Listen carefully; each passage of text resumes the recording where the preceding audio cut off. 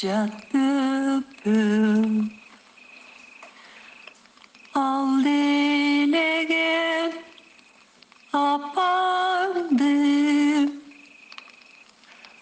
Arka beli bol böbüm.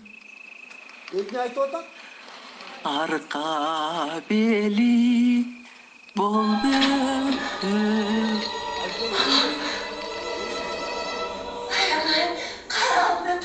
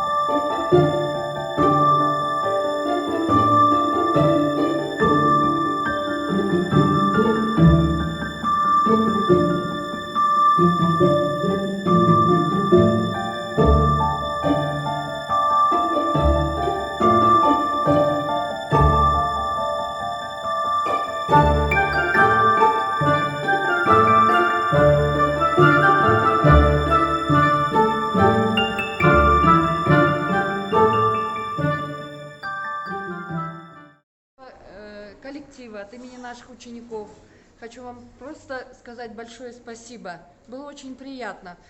Вы действительно подали нам урок жизни. Я думаю, что после сегодняшнего дня, после таких прекрасных слов, мне кажется, была тронута каждая душа наших учеников, да? Все сидели, я обращала внимание на наших девочек, вот сидели рядом со мной, прям друг друга подталкивали, как здорово, что мы остались, дослушали до конца. Спасибо вам большое, Агай. И вам еще раз здоровья, побольше приходите, показывайте нам свои фильмы. Мы очень благодарны. Спасибо.